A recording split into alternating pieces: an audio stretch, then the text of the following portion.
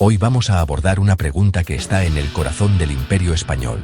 ¿Cuánto costaron realmente sus incesantes guerras del siglo XVI? En lugar de una respuesta sencilla, vamos a viajar a través de finanzas enredadas, monedas cambiantes y la pesadilla logística de financiar una máquina de guerra global. Exploraremos el vasto contexto del imperio, sus principales conflictos, los registros financieros que se conservan y cómo los historiadores estiman el verdadero precio de la guerra imperial. Vamos a abrir los libros de un siglo de conflicto e intentar calcular el costo real del imperio. La monarquía española en el siglo XVI era un mosaico de reinos: Castilla, Aragón, Nápoles, Sicilia, los Países Bajos y las Américas. Cada uno de estos territorios tenía su propia identidad, leyes y tradiciones, lo que hacía que gobernarlos fuera un desafío monumental.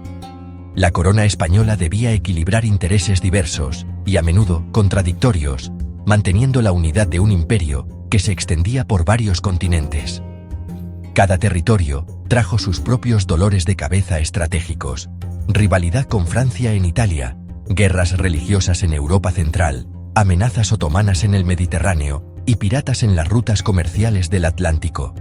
Además, la administración de estos dominios requería una red compleja de virreyes, gobernadores y funcionarios, todos dependientes de la lejana corte de Madrid. Cuando Felipe II subió al trono, el imperio se expandió aún más, añadiendo las Filipinas y Portugal, pero las cargas solo crecieron. La administración de nuevos territorios implicaba más gastos, más soldados y más barcos, y la necesidad de mantener la lealtad de pueblos muy distintos entre sí. La Guerra de los 80 años en los Países Bajos y la rivalidad con Inglaterra agotaron los recursos. Los conflictos eran prolongados y costosos, y exigían una movilización constante de hombres y dinero, lo que ponía una presión inmensa sobre la economía imperial. El Tesoro español no estaba financiando una guerra, sino una lucha constante y en múltiples frentes: ejércitos en Flandes, flotas en el Mediterráneo y guarniciones en las Américas. Cada frente requería recursos, logística y atención, y la administración debía responder rápidamente a crisis inesperadas. Cada frente exigía un apoyo único, lo que disparaba los costos. La necesidad de mantener ejércitos bien equipados y abastecidos en lugares tan distantes suponía un reto logístico sin precedentes en la Europa de la época. Ni siquiera el flujo de plata americana podía seguir el ritmo de las insaciables necesidades militares del imperio. A pesar de las riquezas llegadas de ultramar, los gastos superaban los ingresos y la corona se vio obligada a endeudarse cada vez más, sembrando las semillas de futuras crisis financieras. Las guerras del siglo XVI de España abarcaron continentes y décadas. Las guerras italianas contra Francia agotaron los recursos con ejércitos mercenarios y asedios. En el Mediterráneo, España luchó contra los otomanos y los corsarios berberiscos, construyendo flotas y defendiendo costas. La Guerra de los 80 años en los Países Bajos se convirtió en un agujero negro financiero, con el ejército de Flandes devorando fondos. Defender las flotas del Tesoro y los puertos del Caribe contra los ataques ingleses y holandeses aumentó la factura. La famosa Armada de 1588 fue solo un episodio costoso en un conflicto global e implacable. ¿Cómo sabemos lo que se gastó? La respuesta está en los meticulosos registros del Archivo General de Simancas. Los documentos que se conservan, contratos con banqueros, libros de pagos y cuentas navales, revelan las asombrosas sumas canalizadas a la guerra. El mayor gasto fue el pago de las tropas, incluyendo un gran número de mercenarios extranjeros. Los costos navales, construir y armar galeras y galeones, fueron inmensos. La logística, las fortificaciones y los subsidios a los aliados añadieron más presión. Los pagos de intereses de los préstamos se convirtieron en un elemento permanente.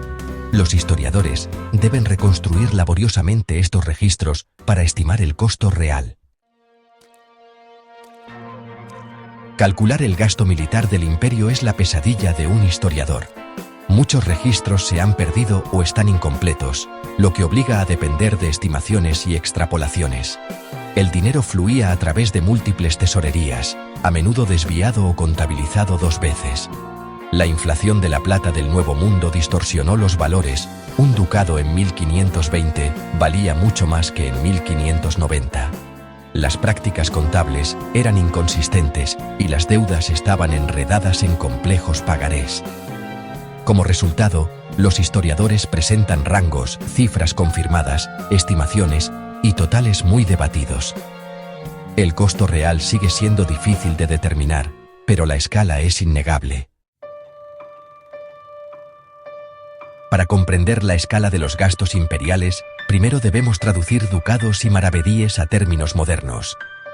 Esta conversión no es sencilla, ya que implica entender el valor real de esas monedas en su contexto histórico y cómo se relacionan con nuestra economía actual.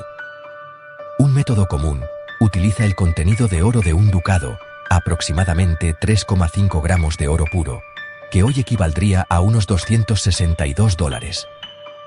Sin embargo, este cálculo solo refleja el valor del metal y puede subestimar el impacto económico real de la moneda en la vida cotidiana de la época. Un enfoque más revelador compara los salarios. Si un trabajador ganaba un ducado en 6 días, y el salario diario actual es de $160, entonces un ducado equivaldría a $960. Este método nos ayuda a entender el poder adquisitivo y el esfuerzo necesario para ganar esa suma en el pasado. El método más dramático compara el gasto militar con el Producto Interior Bruto. En algunos años, los costos militares llegaron a representar hasta el 20% de toda la economía de Castilla. Una carga impresionante que ilustra el sacrificio nacional. Cada método de conversión cuenta una historia diferente. El valor del lingote muestra la riqueza material, el costo laboral revela el esfuerzo humano, y la carga económica destaca el impacto colectivo sobre la sociedad. Usar los 3 métodos juntos nos da una imagen mucho más completa y matizada de lo que estas guerras significaron realmente para España y su gente, permitiéndonos apreciar la magnitud de los recursos invertidos. Los números resultantes son enormes, pero cada uno refleja un aspecto distinto del sacrificio imperial, desde el tesoro real hasta el esfuerzo de los trabajadores y el peso sobre la economía nacional. Ahora, veamos en detalle qué revelan estas estimaciones y cómo nos ayudan a entender el verdadero coste de la ambición imperial. Estos inmensos costos moldearon el destino del Imperio español, dejando huellas profundas en su historia y en la de Europa. Cada conquista, cada batalla y cada decisión financiera tuvo repercusiones que se sintieron durante siglos.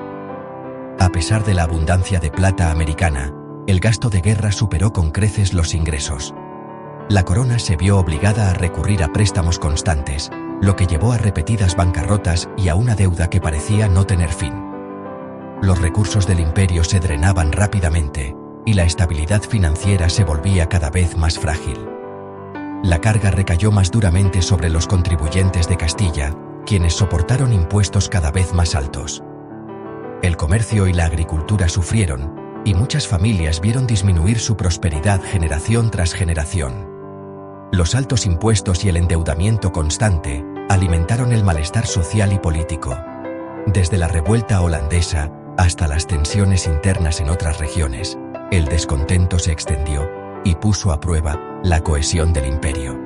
El poderío militar del imperio se construyó sobre un sistema financiero llevado al límite, donde cada victoria tenía un precio oculto. La presión por mantener la hegemonía militar exigía sacrificios constantes. Décadas de dominio y gloria se lograron a expensas de la salud económica a largo plazo.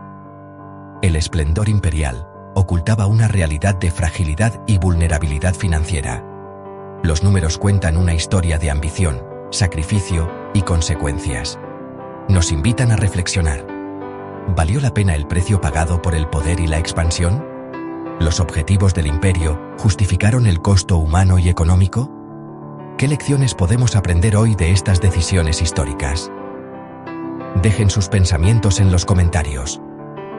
Nos interesa saber cómo ven ustedes el legado de este periodo tan complejo. Gracias por ver. Suscríbanse para más viajes a la historia y sigamos explorando juntos los ecos del pasado.